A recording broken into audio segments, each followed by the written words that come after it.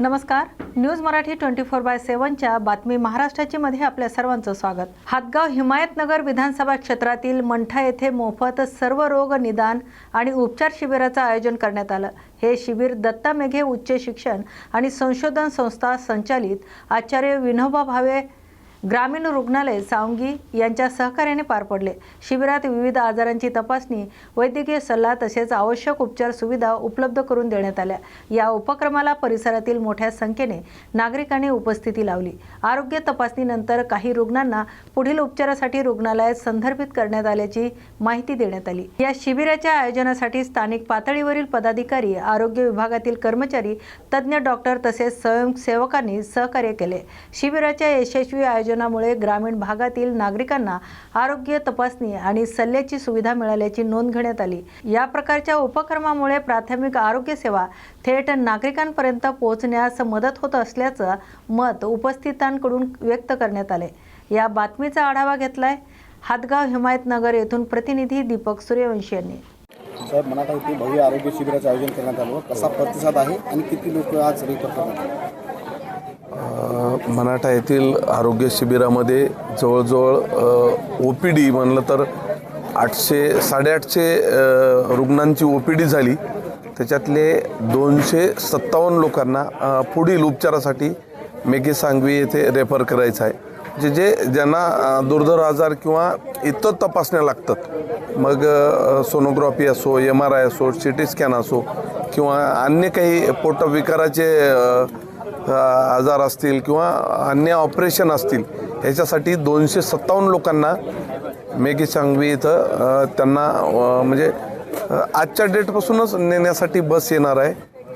आणि बाकी मग जे 850 रुग्ण होते त्यांना सर्दी, खोकला, व्हायरलचं हे इन्फेक्शन त्यांना इथंच गोळ्या, औषधी, टॉनिकची बॉटल देऊन इथंच सोडून दिलेलं आहे। परंतु आमचं जे शिबिर आहे ते 258 लोकांसाठी, आमच्या या आरोग्य शिबिराचं महत्त्वच ते आहे की परंतु आरोग्य शिबिर म्हणलं की साधारण ताप, खोकला, सर्दीचे पेशंट येतात, आल्यावर तपासायला लागते, गोळ्या औषध द्यायला लागते। परंतु मेजर ज्यांच्यावर सर्जरी किंवा पुढील उपचार करायचे ते असे 257 लोकांनी इथं निघालेले आहेत आणि त्यांना शेवटच्या माणसापर्यंत त्यांच्यावर उपचार केला जाईल असं या आरोग्य शिबिराचं फलित आहे।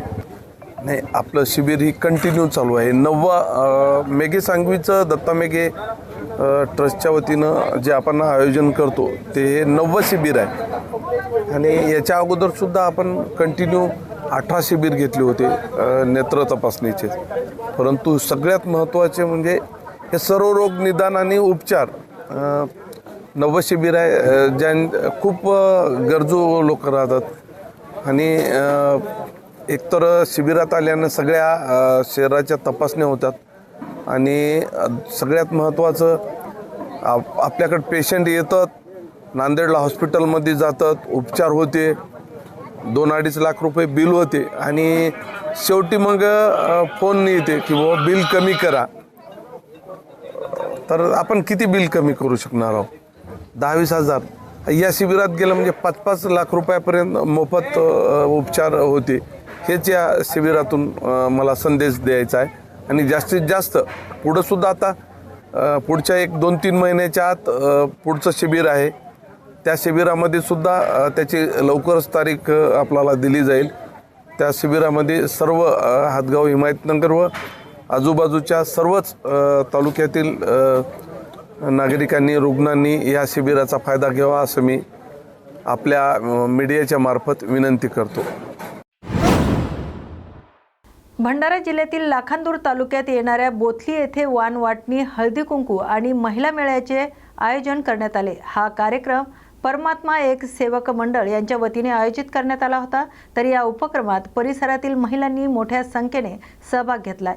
परंपरेनुसार महिलांनी हळदी कुंकू आणि वाण वाटून एकमेकांना शुभेच्छा दिल्या। दरवर्षी एक दिवस महिलांना एकत्र येण्याची संधी देणारा हा कार्यक्रम यंदाही उत्साहात पार पडल्याचे दिसून आले। कार्यक्रमात विविध मान्यवरांची उपस्थिती होती। तसेच कार्यक्रमाच्या शेवटी अन्नदान करण्यात आले। गेल्या काही वर्षापासून हा उपक्रम सातत्याने राबवला जात असून यावर्षीही परिसरातील महिलांचा चांगलाच प्रतिसाद मिळाल्याची माहिती देण्यात आली। कार्यक्रम यशस्वी करण्यासाठी आयोजक संस्थेच्या महिला आणि पुरुष सदस्यांनी सहकार्य केले। या बातमीचा आढावा घेतलाय भंडारा जिल्हा प्रतिनिधी प्रकाश नागतोळे यांनी। बीड जिल्ह्यातील श्री क्षेत्र गोरखनाथ टेकडी येथे धर्मनाथ बीज अमृत महोत्सव मोठ्या भक्तिभावात साजरा करण्यात आलाय। नाथ पंथातील परंपरेनुसार गोरक्षनाथांनी धर्मनाथांना दीक्षा दिल्याची आख्यायिका असून याच पार्श्वभूमीवर गेल्या 75 वर्षापासून येथे धर्मस्थ बीज साजरी केली जात आहे।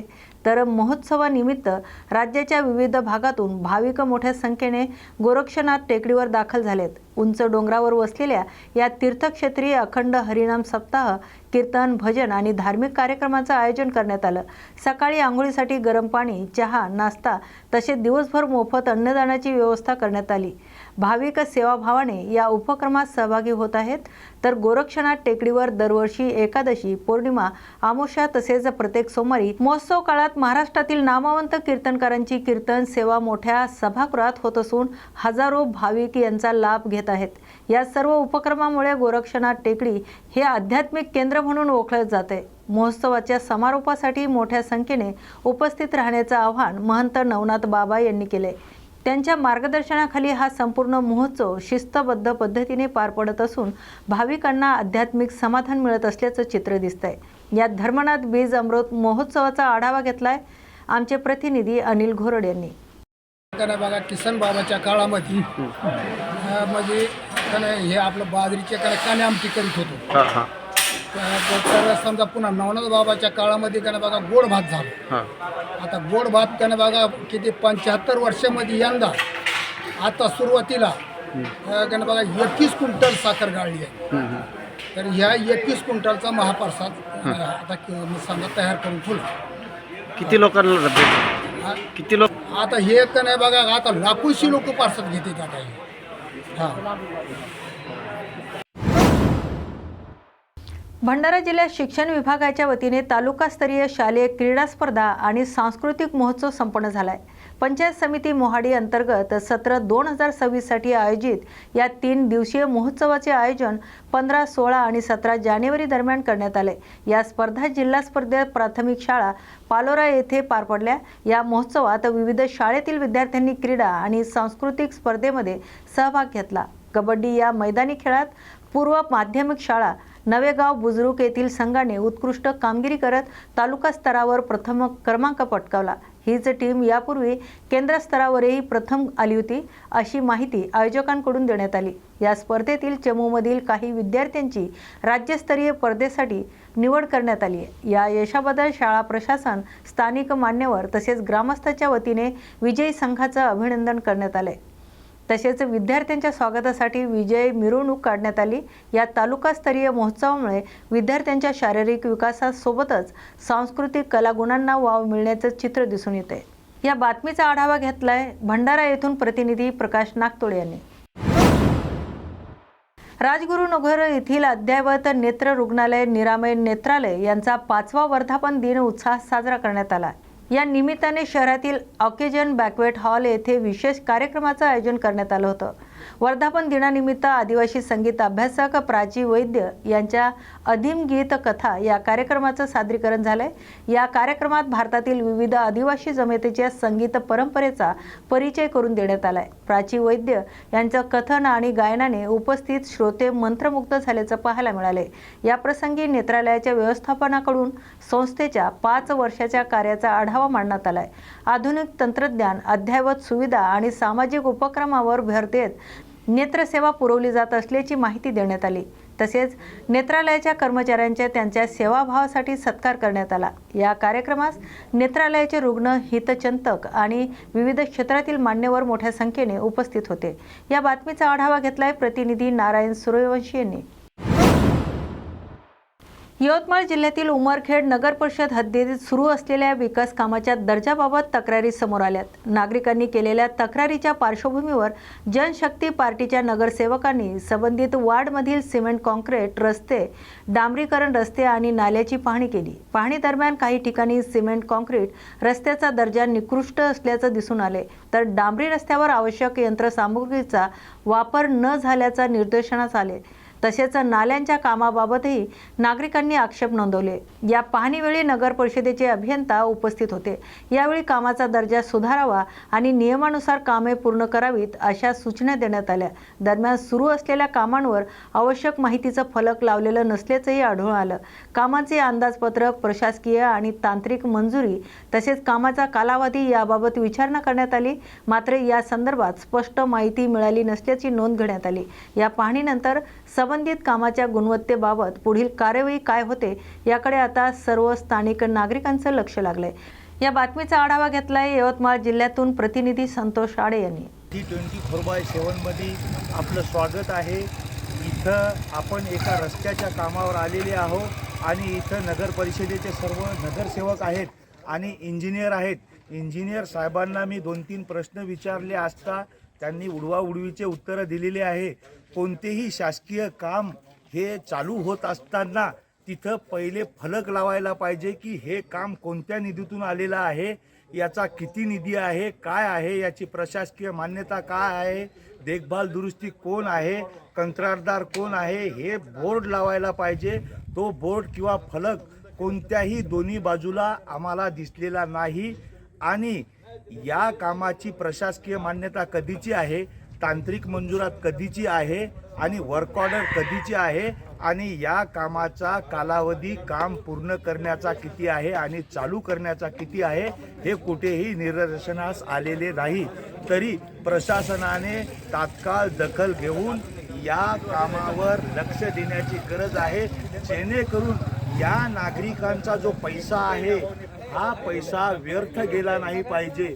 जे की आपण कोणत्याही स्वरूपामध्ये नगर परिषदेमध्ये कराचा भरणा करतो आपण, ते आपल्याला आरोग्य, नाली, पाणी, रस्ते हे चांगले मिळावं। न्यूज मराठी 24/7 प्रतिनिधी संतोष आडे।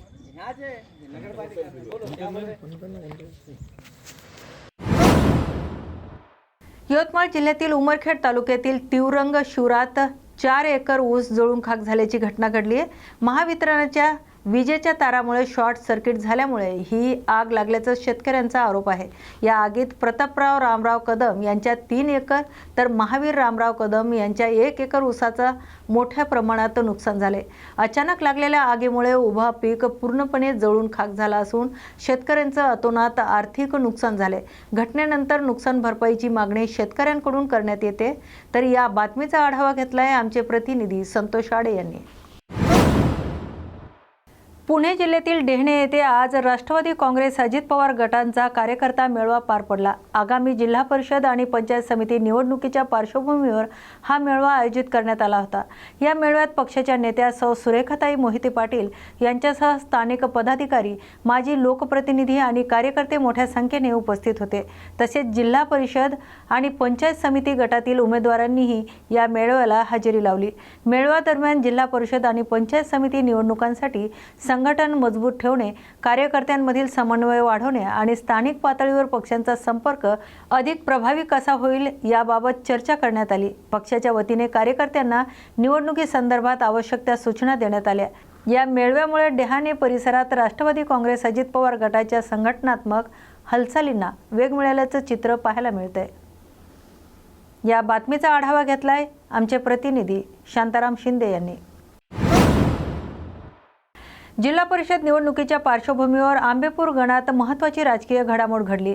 कुसुंबुळे ग्रामपंचायतीतील माजी सरपंच, ग्रामपंचायत सदस्य आणि अनेक कार्यकर्त्यांनी भारतीय जनता पक्षातून बाहेर पडत शिवसेनामध्ये प्रवेश केलाय। या सामूहिक पक्षप्रवेशामुळे आंबेपूर गणातील राजकीय समीकरणामध्ये बदल होत असल्याचं चित्र दिसून येते। कुसुंबुळे ग्रामपंचायतीच्या माजी सरपंच प्रतीक्षा पाटील यांच्यासह ग्रामपंचायत सदस्य बजरंग पाटील आणि अनेक कार्यकर्त्यांनी शिवसेनेत प्रवेश केला। या घडामोडीमुळे भाजपच्या संभाव्य उमेदवार चित्रा पाटील यांच्या राजकीय तयारीवर परिणाम होण्याची शक्यता व्यक्त केली जाते। हा पक्षप्रवेश सोहळा रविवारी दिनांक 18/2026 रोजी राजमळा येथे पार पडलाय। यावेळी माजी जिल्हा परिषद प्रतोद मानसी दळवी, शिवसेनेचे जिल्हाप्रमुख राजाभाई केणी तसेच आंबेपूर गटातील शिवसेना उमेदवार रसिकाताई केणी उपस्थित होत्या। शिवसेनेत प्रवेश केलेल्या कार्यकर्त्यांनी स्थानिक विकास, थेट जनसंपर्क आणि संघटनात्मक कामगिरीचा उल्लेख करत आपली भूमिका स्पष्ट केली। दरम्यान भाजपसाठी कुसुंबुळे ग्रामपंचायत हा महत्त्वाचा भाग मानला जातोय, त्यामुळे या पक्ष प्रवेशामुळे आंबेपूर गणातील आगामी जिल्हा परिषद निवडणूक अधिक चुरशीची ठरण्याची शक्यता राजकीय निरीक्षक व्यक्त करत आहे। या घडामोडीनंतर आंबेपूर गणात शिवसेना आणि भाजप यांच्यातील स्पर्धा अधिक तीव्र होणार असल्याचे संकेत मिळत असून निवडणुकीपूर्वीचे राजकीय हालचालींना वेग आलाय। या बातमीचा आढावा घेतलाय आमचे प्रतिनिधी किरण बांधनकर यांनी। आज आंबेपूर जिल्हा परिषद मतदारसंघातील कुसुमला ग्रामपंचायत माजी सरपंचासह माजी ग्रामपंचायत सदस्य आणि अनेक समाजामध्ये समाजकार्यामध्ये काम करणारे त्या विभागातील सर्वच भारतीय जनता पार्टीच्या तरुण पिढीने आज आमदार महेंद्र शेठ दलवे यांच्या विकास कामावर प्रभावित होऊन शिवसेनेच्या माध्यमातून जी विकास कामं झाली त्याच्यावर प्रभावित होऊन आज त्यांनी मानसीताई दलवे यांच्या उपस्थितीत शिवसेनेमध्ये पक्षामध्ये प्रवेश केला आहे। ज्या विश्वासाने त्या शिवसेनेमध्ये प्रवेश केले त्या विश्वासाला कुठेही तडा जाऊन देणार नाही। ज्या शिवसेने पक्षाने म्हणजे 80% समाजकारण, 20% राजकारण आणि 80% समाजकारणाच्या जीवावर आज आम्ही प्रत्येक तालुक्यामध्ये, गावामध्ये, वस्तीमध्ये, वाडीमध्ये, विभागामध्ये शिवसेनेचा प्रभाव आम्ही वाढवण्यासाठी आम्ही आमदार महेंद्र शेठ दलवे यांच्या मार्गदर्शनाखाली काम करत आहोत आणि त्याच्याच मुळे आज ज्या प्रत्येक गावातील आणि विभागातील लोक शिवसेनेमध्ये प्रवेश करत आहेत। निवडणुकांचा वारा आता व्हायला लागलाय, कशा पद्धतीने शिवसेनेची घोडदौड असणार आहे आपल्या मतदारसंघामध्ये?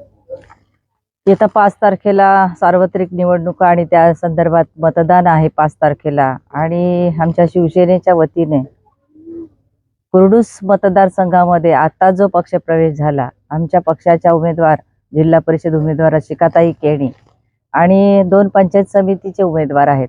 पण एकंदरीत जर पाहिलं आतापर्यंतची परिस्थिती तर लोकांचा कल हा या आमच्या पक्षामध्ये वाढलेला आहे आणि आज बघितलं तर रोजचेच पक्षप्रवेश चालू आहेत। पण लोकांनी उमेदवार कोण आणि आमचं प्रतिनिधित्व कोण करणार याची चॉईस केलेली आहे आणि आतापर्यंतच्या प्रवासात जर पाहिलं तर त्या मतदारसंघामध्ये खूप अशी कामं, विधायक कामं ही आमदार साहेबांच्या माध्यमातून झालेत। आमचे पक्षप्रमुख जिल्हा प्रमुख पक्षाचे राजाबाई केणी यांच्या सुद्धा माध्यमातून आणि तसं जर पाहिलं तर रसिका ज्या ग्रामपंचायतीचं प्रतिनिधित्व करते त्या ग्रामपंचायतीत सुद्धा खूप अशी कामं झालेली आहेत। म्हणजे जर तुम्ही पाहिलं तर लाईट, रस्ते, पाणी, त्याचबरोबर वैयक्तिक सुद्धा या उभयतांनी विचार केलेला आहे। जर बघितलं तर कामांची घोडदौड, त्याच प्रमाणे लोकांचा सहभाग आमच्यामध्ये सामील होण्याचा तोही सुद्धा अगदी वाखाणण्याजोगा आहे। आणि आमच्या विभागात जे अहोरात्र लोकांसाठी केव्हाही कोणी साथ दिली तरी हजर राहणारे आमचे राजाभाई केणी यांच्या प्रणालीवर खुश होऊन आज आम्ही या शिवसेना पक्षात प्रवेश करत आहोत। स्ट्रॉबेरी म्हटलं की सहसा महाबळेश्वरची आठवण होते, मात्र रायगड जिल्ह्यातील रोहा तालुक्यातील फुगारेवाडी येथील शेतकरी नितीन पाटील यांनी ही संकल्पना प्रत्यक्षात आणत उजाड माळ रानावर स्ट्रॉबेरीची यशस्वी लागवड केली। घोसाळगडच्या परिसरात वसलेले फुगारेवाडी गावात नितीन पाटील यांनी आपल्या 7 एकर शेतीमध्ये विविध फळझाडे, फुलझाडे, भाज्या तसेच औषधी वनस्पतीची लागवड केली आहे।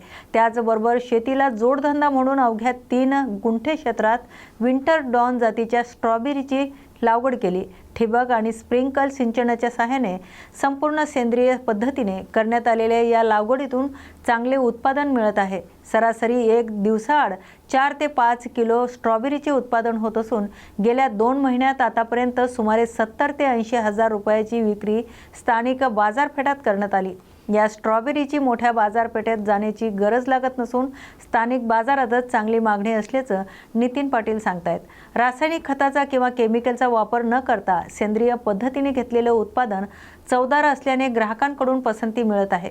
नोव्हेंबर ते फेब्रुवारी या कालावधीत 3 ते 4 टप्प्यात उत्पादन घेता येत असल्याने कमी क्षेत्रातही चांगलं उत्पन्न मिळू शकते। या लागवडीची दखल घेत रोहा येथील कृषी अधिकाऱ्यांनी शेतीला भेट देऊन पाहणी केली। भात शेतीसोबत अशा प्रकारची पूरक लागवडीकडे शेतकऱ्यांनी लक्ष दिल्यास शेती अधिक फायदेशीर ठरू शकते, असं आवाहन नितीन पाटील यांनी शेतकरी बांधवांना केले। महाबळेश्वरपुरती मर्यादित समजली जाणारी स्ट्रॉबेरी योग्य तंत्रज्ञान आणि नियोजनाने कोकणातही यशस्वीपणे पिकू लागली हे या प्रयोगातून स्पष्ट झालंय.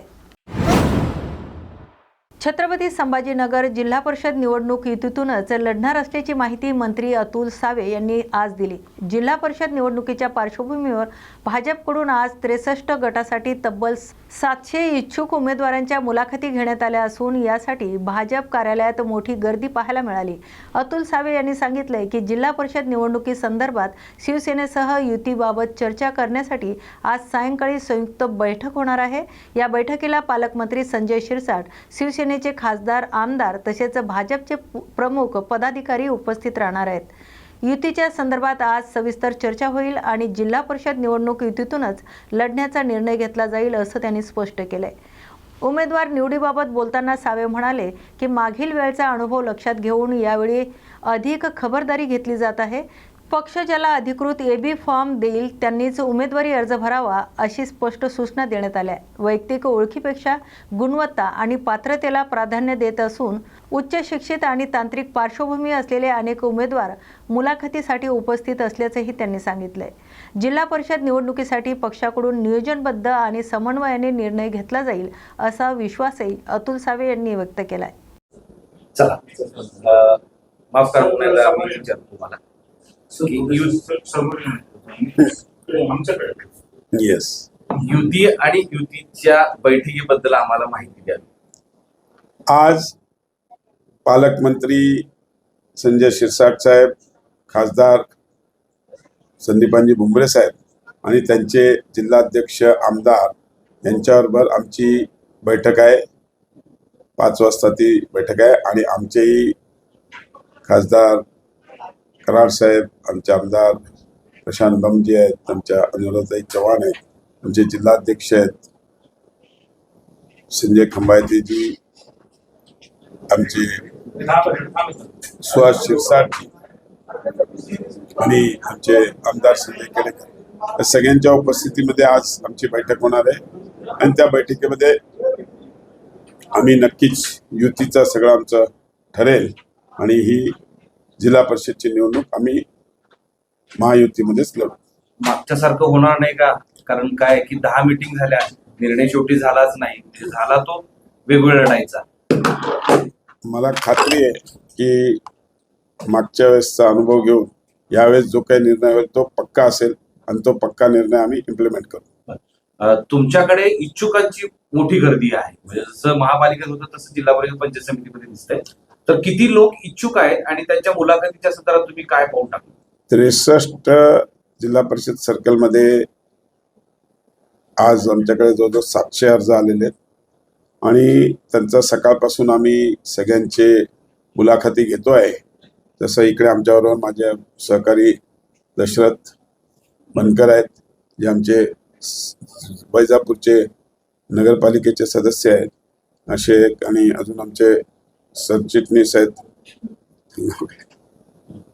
ते. आम्ही असे तिघं बसून कापसे आम्ही तिघं बसून आज सकाळपासून मुलाखती घेतोय आणि प्रत्येक सर्कलच्या आणि त्या सर्कलमधल्या गणातले जे काही उमेदवार आहेत त्यांच्या सगळ्यांच्या आम्ही मुलाखती घेतोय आणि अनेक चांगले इच्छुक इंजिनियर असलेले, ग्रॅज्युएट असलेले असे अनेक सदस्य या मुलाखतीला उपस्थित राहत आहेत. मागच्या वेळेस महापालिकेत असं झालं होतं, उत्सुक जास्त झाले होते, नाराजी भरपूर वाढली होती. त्यावेळेस काही काळजी घेण्यात येत आहे का? 100% काळजी घेतो आहे. आम्ही सगळ्यांना सांगतोय ज्याला पक्ष तिकीट देईल त्यानेच फॉर्म भरावा, बाकीच्यांनी फॉर्म भरू नये. कुठल्याही प्रकारची नाराजी याची गरज नाही आणि एकाला संधी मिळत असते हे आम्ही वारंवार सगळ्यांना सांगत असतो.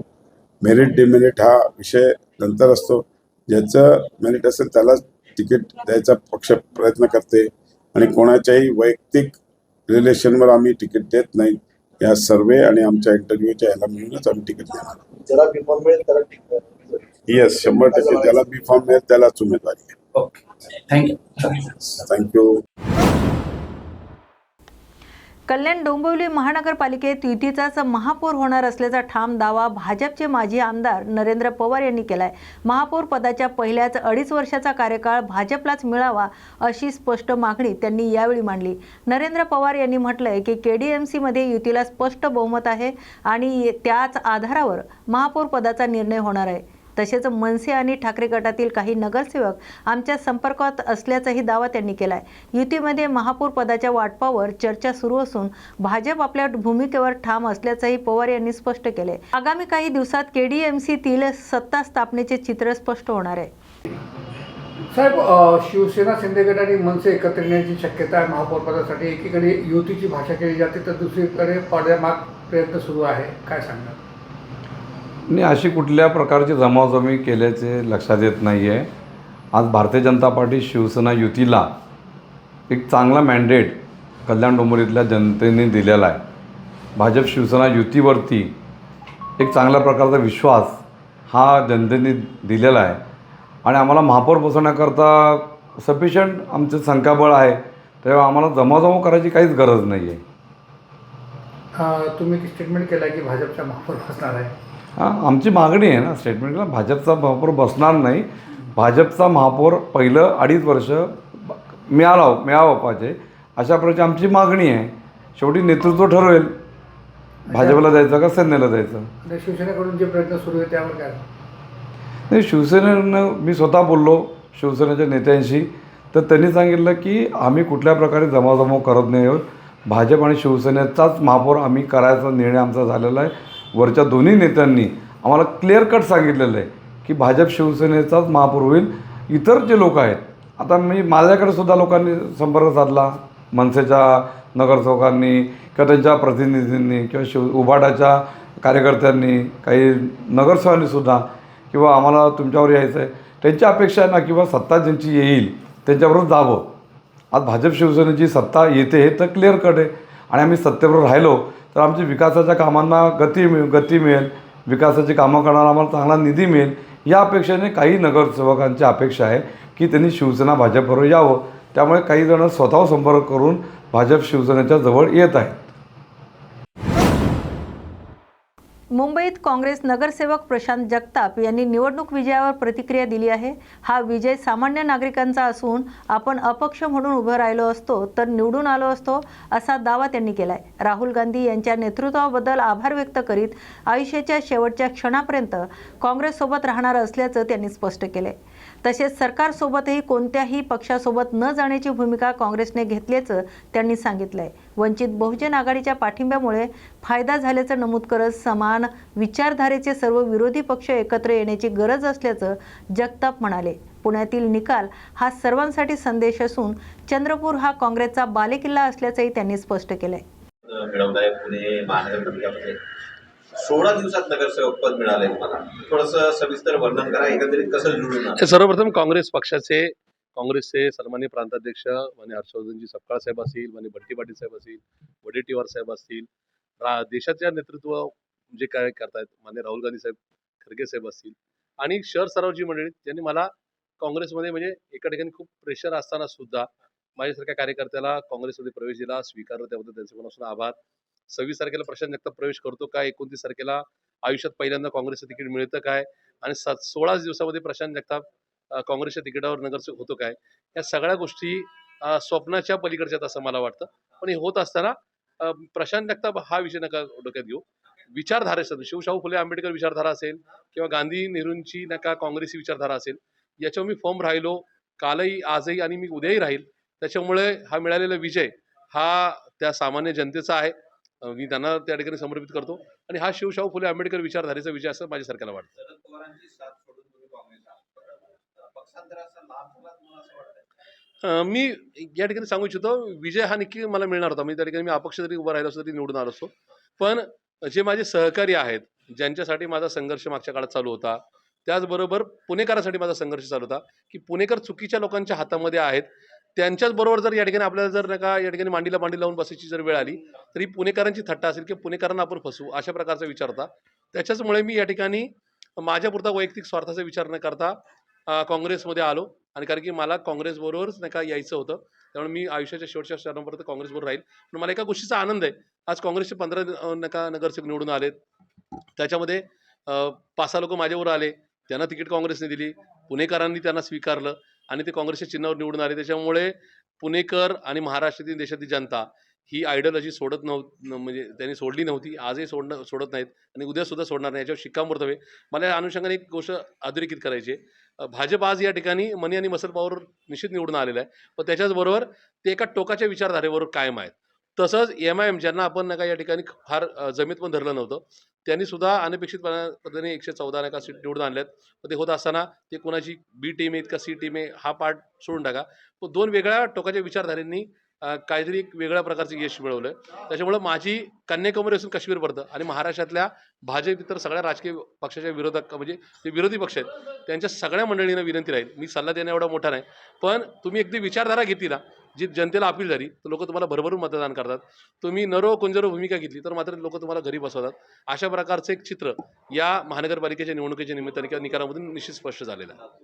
इतर महानगरपालिका असो, महानगरपालिकेमध्ये काँग्रेसला बऱ्यापैकी चांगला यश मिळालं, पण ते यश टिकवता येईल असं वाटतंय. निश्चित काँग्रेसचं मनापासून अभिनंदन केलं पाहिजे, कारण काँग्रेसने या ठिकाणी निर्णायक भूमिका घेतली की सरकारमधल्या कुठल्या पक्षावर आम्हाला जायचं नाही, आम्ही या पक्षाच्या विरोधात लढलोय. लोकांची काय भावना आहे त्याच्यामुळं भाजप हा आमचा शत्रू आहे, भाजप आमचा या ठिकाणी पारंपरिक विरोधक आहे आणि भाजपबरोबर पण जायचं नाही, भाजपच्या बरोबरच्या पक्षांबरोबर पण जायचं नाही किंवा त्या पक्षाला जे आणखी कोणी साथ देतील त्यांच्याबरोबर सुद्धा घरोबा करायचं नाही. ही निर्णायक भूमिका नगरपालिका नगर परिषदला पण घेतली, महापालिकेच्या निवडणुकीच्या प्रचाराच्या दरम्यान पण घेतली आणि आता जिल्हा परिषदला पण घेतली. त्याच्यामुळं काँग्रेसचा हा विचार हा सामान्य जनांपर्यंत पोहोचलाय आणि मला खात्री आहे की हाच नका मेसेज हा लोकसभा विधानसभेपर्यंत राहील आणि लोकसभा विधानसभेमध्ये सुद्धा महाराष्ट्रामध्ये परिवर्तन झालेलं आपल्याला दिसेल आणि ते परिवर्तन काँग्रेसच्या पार्ट्यात झालेलं असेल. काँग्रेसचा उद्या मुख्यमंत्री बसला तर त्या ठिकाणी या ठिकाणी आश्चर्य वाटून घेण्याचं कारण नाही, कारण की लोकांना ही घेतलेली निर्णायक भूमिका ही आवडलेली आहे. विधानसभेमध्ये किंवा लोकसभेमध्ये महाविकास आघाडी अस्तित्वात होती, पण ती महानगरपालिकेमध्ये एकही दिसून आले नाही किंवा तसं काही दिसलं नाही. वंचित सोबत गेल्याचा काही फटका मुंबई महानगरपालिकेच्या असं नाही म्हणता येणार, वंचित या ठिकाणी आमचा महाविकास आघाडीचा कधी भाग नव्हता, पण वंचित ज्या ठिकाणी आमच्यावर आले त्याचा निश्चित फायदा झाला. काही ठिकाणी गडबडी झाल्या त्या काय या ठिकाणी आमच्या पक्षाकडून झाल्या नाही, ते मे बी वंचितकडून काय वेगळा विचार आला असेल. पण मला असं वाटतं की नॉट ओन्ली वंचित, सगळ्याच विरोधकांना माझी विनंती राहील की आज देश चुकीच्या राज्य आणि देश चुकीच्या लोकांच्या हातात आहे, त्यांच्यातून काढून घेण्यासाठी आपले मतभेद सोडावे लागतील आणि सामान्य जनांना, तो पुण्याचा मतदार असेल किंवा नागपूरचा असेल, कोल्हापूरचा असेल किंवा धुळ्याचा असेल किंवा नांदेडचा असेल, त्याला आपल्याला थेट संदेश द्यावा लागेल जो काँग्रेसने संदेश दिलेला आहे की आम्ही चुकीच्या विचारावर कॉम्प्रोमाइज करणार नाही, सत्तेसाठी आम्ही या ठिकाणी कुणाच्या ताटाखालचं मांजर बनणार नाही आणि त्या विचारामुळेच आज काँग्रेसचे खूप चांगले नगरसेवक निवडून आलेले आपण पाहतोय आणि मला खात्री हा ट्रेंड पुढे सुद्धा राहील. पुण्याच्या शेजारील महानगरपालिका पिंपरी चिंचवड आहे. बदललेल्या राजकीय परिस्थितीचं वर्णन कसं कराल? नाही, त्या ठिकाणी निश्चित भाजपचे जे स्टॉलवर्ड्स होते, मनी मसल पॉवरचा खूप सरकारी यंत्रणेचा गैरवापर झाला आणि त्याच्यामध्ये मात्र लोकांनी या ठिकाणी बाकीचे पक्ष हे विचाराबरोबर कॉम्प्रोमाइज करतात, त्यामुळे त्यांना बाजूला ठेवून थेट त्या ठिकाणी मग यांना मतदान करून ते तिकडंच जाणार असेल कमळाकडे, त्याशी कमळालाच मतदान केलेलं बरं, अशा प्रकारे घेतलेला निर्णय असं दिसतोय. त्याच्यामुळं त्या पिंपरी चिंचवडनी जो संदेश दिला सगळ्यांना तसाच आहे. त्या ठिकाणी आमचं फार काय चांगलं युनिट नव्हतं, ते निश्चित येणाऱ्या काळामध्ये उभं राहिलेलं आपल्याला दिसेल. पण एक नक्की आहे की तिथला संदेश हा सगळ्यांनाच आहे, पण काँग्रेसनी जी योग्य भूमिका घेतली त्या अनुषंगाने पुण्यात आमचे 15 नगरसेवक निवडून आलेले दिसतात. ते खूप मोठा आकडा आहे. 2012 नंतर खूप मोठा आकडा मिळवण्यामध्ये काँग्रेस पक्षाला या ठिकाणी यश आलेले आहे. पिंपरी चिंचवडमध्ये प्रचारादरम्यान आरोप प्रत्यारोप झाले, बरेच भाऊ पण जन्माला आले, बरेच दादा पण जन्माला आले. कसं बघताय सर? नाही, मुळात विषय असा आहे की विकास कामांवरून धार्मिकतेवर, ध्रुवीकरणावर आणि भाई ताई याच्यावर गेल्यानंतर लोक फटका देतात. लोकांना या ठिकाणी तुम्ही कुठल्या विचाराबरोबर आहात, तुम्ही काय काम केलं आणि उद्या काय करणार आहेत याच्यावरच लोकांना अपेक्षा असती. त्यामुळे तिथं भाईगिरी, गुंडगिरीवर आरोप प्रत्यारोपामध्ये लोकांच्या मूळ प्रश्नाकडे दुर्लक्ष झालं. त्यामुळे त्या ठिकाणी पिंपरी चिंचवडकरांनी योग्य तो दणका आणि योग्य ते यश दिलेलं आपण पाहिलेलं आहे. पुणे महानगरपालिका या ठिकाणी बालेकिल्ला राहिलेला आहे काँग्रेसचा, पण तो आता भाजपच्या हातात आहे. भविष्यातील रणनीती कशी बघताय? भविष्यात कसं एकंदरीत असेल? 1947 सालापासून 2007 सालापर्यंत काँग्रेसने पुण्याला काय दिलं हे सगळं आम्ही पुन्हा एकदा अधोरेखित करणार आहोत, त्याची उजळणी करून देणार आहोत. काँग्रेसची संघटना ही बळकट होती आहे आणि उद्यासुद्धा आणखी त्याची मजबूती करण्याचा आमचा प्रयत्न राहील. त्याच्यामुळे येणाऱ्या काळामध्ये काँग्रेसचे आमदार खासदार हे पुणे शहरातून मोठ्या संख्येने निवडून आलेले आपल्याला दिसतील. त्यामुळे त्यासाठी दिवस रात्र कष्ट करायची काँग्रेसच्या तमाम कार्यकर्त्यांची, प्रशांत जगताप सहित सगळ्या कार्यकर्त्यांची आणि पदाधिकाऱ्यांची निश्चित ती मनीषा आहे आणि ते येणाऱ्या काळात तुम्हाला तो रिझल्ट नक्की दिसेल. शेवटचा प्रश्न आहे. चंद्रपूर महानगरपालिकेमध्ये असं म्हटलं जातं की कलेक्ट कार्यक्रम होईल भाजपच्या असं म्हटलं जातं. बदललेली राजकीय परिस्थितीला कारणीभूत आहे असं वाटतं? नाही, बिलकुल नाही. या ठिकाणी माननीय वडेट्टीवार साहेबांनी त्यांच्या टीमचं मनापासून अभिनंदन केलं पाहिजे. आमच्या खासदार मॅडमचं या ठिकाणी धानोरकर मॅडमचं अभिनंदन केलं पाहिजे. खूप चांगल्या पद्धतीने त्या ठिकाणी एकत्रित करून रिझल्ट दिलेला आहे. मला असं वाटतं की कुणी जरी किती काही पासे उलटायचा प्रयत्न केला, किती आमिष दाखवायचा प्रयत्न केला, तर चुकीचं काय होणार नाही. चंद्रपूर हा काँग्रेसचा बालेकिल्ला होता, आहे आणि उद्या सुद्धा राहील. वडेट्टीवार साहेबांचं त्यांच्या टीमचं पुन्हा एकदा मनापासून अभिनंदन. थँक्यू. राज्यातील इतर शहराप्रमाणेच ठाणे शहरातही महायुतीला निर्विवाद यश मिळाले आहे. ठाणे महापालिका निवडणुकीत भारतीय जनता पक्षाने सलग तिसऱ्यांदा आपले संख्याबळ वाढवत 28 जागांवर विजय मिळवलाय. या यशात भाजपचे जिल्हाध्यक्ष संदीप लेले यांच्या नेतृत्वाची महत्त्वाची भूमिका राहिल्याची पक्षाकडून सांगण्यात आले. 2012, 2017 आणि 2026 या तिन्ही महापालिका निवडणुकांमध्ये भाजपच्या कामगिरीत सातत्याने वाढ झाली आहे. 2012 मध्ये भाजपच्या जागा 4 वरून 8 पर्यंत पोहोचल्यात, तर 2017 मध्ये स्वबळावर लढताना 23 जागांपर्यंत मजल मारली. तर 2026च्या निवडणुकीत युतीत लढत 28 जागांवर विजय मिळवण्यात आलाय. या निवडणुकीत भाजपच्या स्ट्राईक रेट सर्वाधिक राहिलाय. भाजपच्या संघटनात्मक ताकद वाढवणे, कार्यकर्त्यांना एकत्र बांधणे आणि शहरातील विविध प्रश्नावर सातत्याने आवाज उठवणे या बाबी ठाण्यातील यशामागे महत्त्वाच्या ठरल्याचं पक्षातील नेत्यांचं म्हणणं आहे. ठाणे शहरात भाजपची वाढती उपस्थिती ही संघटनात्मक नेतृत्व आणि कार्यकर्त्यांच्या कामगिरीचा परिणाम असल्याचं चित्र या निकालातून स्पष्ट झालंय. उत्साह निर्माण झाला. आधी युती झाली, युतीमध्ये अत्यंत कमी जागा मिळाल्या, तरी पण ज्या जागा मिळाल्या तशा निवडून येण्यासारख्या वाढीव 5 जागा मिळाल्या. आधी आमच्या 23 होत्या आणि ज्या निवडून येऊ शकतात किंवा आमचे मतदारसंघ होते अशा 5 मिळाल्या. त्या 5च्या आम्ही एक्स्ट्रा निवडून आल्या आणि आमच्या 28 जागा एकूण आता आलेल्या आहेत. आणि त्याच्यात गंमत अशी झाली आहे की निवडणुकीपूर्वी आम्ही घोषणा देत होतो चप्पा भाजपा वगैरे, नंतर युती झाली आणि एकदमच कमी जागा आल्या, त्यामुळे थोडासा विरस झाल्यासारखं वाटलं. पण नंतर आमच्या लक्षात आलं की खरोखर चप्पा झालेलं आहे. कारण ठाण्याची 2 टोकं आहेत, एक दिवाशीळ आहे आणि दुसरं ओळ आहे वडवली, कासार वडवली. तर दिवाशीळ आणि वडवली दोन्ही ठिकाणी आमच्या जागा लागल्या. म्हणजे दोन्ही बॉर्डर्स मध्ये भाजपचं कमळ फुललं, भूमिपुत्र निवडून आले आणि मधल्याही जागा ज्या आमच्या नव्हत्या त्या ठिकाणी त्या वाढ झाली आणि आहे त्या आम्ही टिकवल्या. आणि म्हणून ते दिवाशी ते वडवली, भाजप वाढवली हा एक उत्साहाने अचानक घोषणा स्फुरली आणि ती कार्यकर्त्यांनी उचलून धरली. साहेब, आता सीट ज्या आहेत त्या बऱ्यापैकी आल्या आहेत. भारतीय जनता पार्टी जसा पारदर्शक कारभारासाठी महापौर पद महत्वाची पदं लागतात, त्याबद्दल काय बाकी? हे बघा, महापौर पद मिळवणं हे काय आमचं कोणाचं व्यक्तिगत उद्दिष्ट नाहीये. पक्षाला महापौर पद हवं असतं. आता आम्ही युतीत लढल्यामुळे आमच्या जागा मोजक्या आहेत, त्यांचं स्वतःचं संख्याबळ पूर्ण आलेलं आहे आणि त्यामुळे माझं असं वाटतं की सर्वांनी सामोपचाराने विचार करून सत्तेचा सहभाग सर्वांना दिला पाहिजे. कारण आम्ही निवडणूक पूर्व युती केली आहे, सत्ता आलेली आहे ती युती म्हणून आलेली आहे, त्याचा सारासार विचार करून यथोचित सन्मान भारतीय जनता पार्टीचा ठेवला गेला पाहिजे ही माझी अध्यक्ष म्हणून अपेक्षा आहे. या उपर जे काय निर्णय आहेत ते वरिष्ठ पातळीवर सर्व ठिकाणच्या युत्या गृहीत धरून घेतले जातील. साहेब, तिसऱ्यांदा आपण अध्यक्ष झालात आणि पुन्हा एकदा भारतीय जनता पार्टी पक्षामध्ये वाढ झाली, एक लकी अध्यक्ष म्हणून देखील चर्चा होते. काय खरी गोष्ट आहे, काही माझ्या एकट्यामुळे काही होत नसतं. मी तर एक साधा कार्यकर्ता आहे, मला फक्त अध्यक्षपदाचा मान मिळतो. पण मी तिसऱ्यांदा अध्यक्ष झालो आणि खरोखर 2012, 2017 आणि 2026 4, 8, 23 आणि आता त्याच्या 28 असा जो प्रगतीचा आलेख झाला तो माझ्या दृष्टीने मी अत्यंत भाग्यवान आहे की मला लकी अध्यक्षा उल्लेख करता तो खरा वाटतोय आणि मला त्याचा आनंद पण मिळतोय.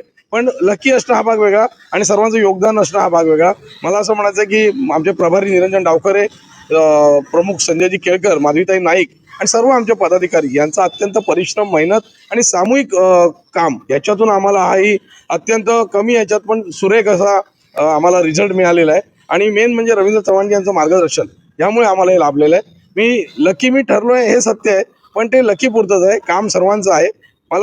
मी असताना हे नेमकं घडतं याचं मला खूप समाधान आहे. जळगाव जिल्ह्यातील चोपडा नगर परिषदेच्या विषय समितीच्या सभापतीची निवड जिल्हाधिकारी यांच्या आदेशानुसार आज पार पडली. या निवडीसाठी मुख्य अधिकाऱ्यांकडे नामनिर्देशन अर्ज दाखल करण्यात आले होते।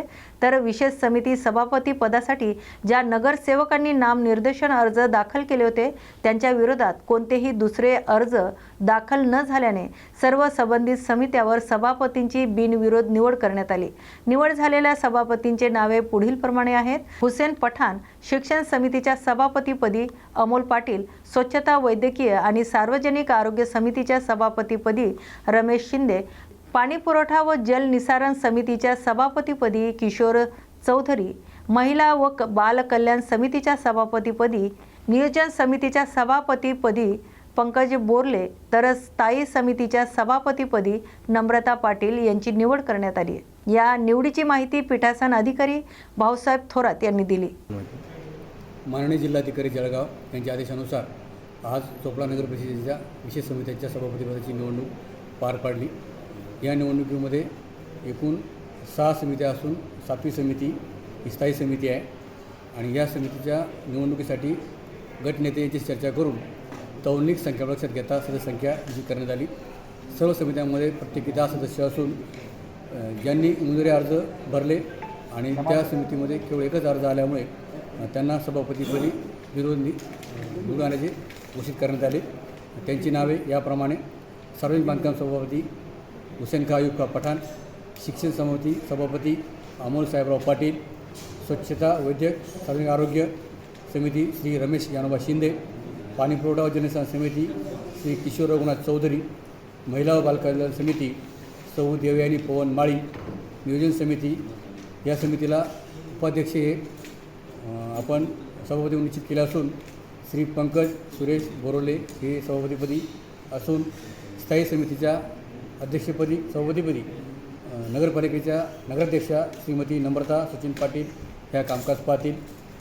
सरतेशेवटी बिनविरोध निवडणूक पार पाडल्याबद्दल सर्व सन्माननीय सदस्य, मुख्याधिकारी नगरपालिका व त्यांचे सहकारी यांचे आभार मानून विशेष सभेचे कामकाज संपवण्यात आले। तर आजच्या बातमीपत्रात आपण येथेच थांबतोय। अशाच नव्या अपडेट्ससाठी पाहत राहा न्यूज मराठी 24/7। नवा भारत, नवा विचार।